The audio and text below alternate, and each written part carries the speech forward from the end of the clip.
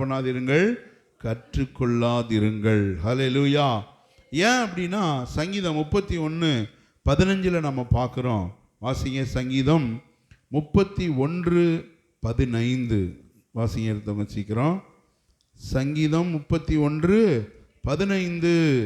என் காலங்கள் உமது கரத்தில் இருக்கிறது, என் சத்துருக்களின் கைக்கும் என்னை துன்பப்படுத்துகிறவர்களின் கைக்கும் என்னை தப்புவியும். அப்போ இங்கே சொல்றார் சங்கீதக்காரர், என்னுடைய காலங்கள் உம்முடைய கரத்திலே இருக்கிறது. நம்முடைய எல்லாமே ஆண்டவருடைய கையில் இருக்கிறது. நம்முடைய ஆசீர்வாதம் எல்லாம் நம்மை குறித்த எல்லாம் தேவனுடைய கரங்களில் இருக்கிறது என்று சொல்லி நம்ம பார்க்குறோம். அப்போ நம்ம ஏற்கனவே சொன்னது போல நம்முடைய மனம் மறுரூபமாக வேண்டும். பக்கத்தில் சொல்லுங்க, உங்கள் மனசு மாறணும். மதம் மாறுவதனால பிரச்சனை இல்லை.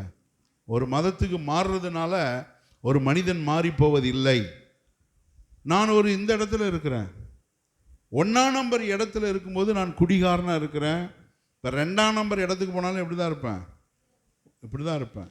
ஆனால் வேதம் சொல்லுகிறது, உங்கள் மனம் புதிதாகிறதுனால நீங்கள் என்ன பண்ணுங்க, புதிதாகுங்கள். அப்போது நம்முடைய மனது புதிதாக வேண்டும். ஏன்னா நம்முடைய மனசில் தான் எல்லாமே இருக்கிறது. நம்முடைய மனது மாறாத வரை நம்முடைய வாழ்க்கையில் எதுவுமே மாறப்போகிறதில்ல.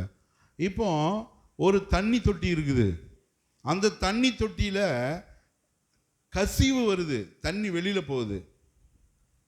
நிறைய பேர் என்ன பண்ணுறாங்க அப்படின்னா, அந்த கசிவை வெளியில் கூடி அடைக்க முயற்சி பண்ணுறாங்க. என்ன பண்ணுறாங்க, வெளியில் நல்லா உடைச்சிட்டு நல்லா பூசி வைக்கிறாங்க. திரும்பி தண்ணி விட்டால் திரும்ப என்ன பண்ணுது, வருது. இப்போ என்ன பண்ணோன்னா அதை உள்ளே அடைக்க வேண்டும். ஹல்லேலூயா. அதே போல தான் நம்முடைய மனது மறுரூபமாக வேண்டும். கர்த்தருடைய வார்த்தையினால்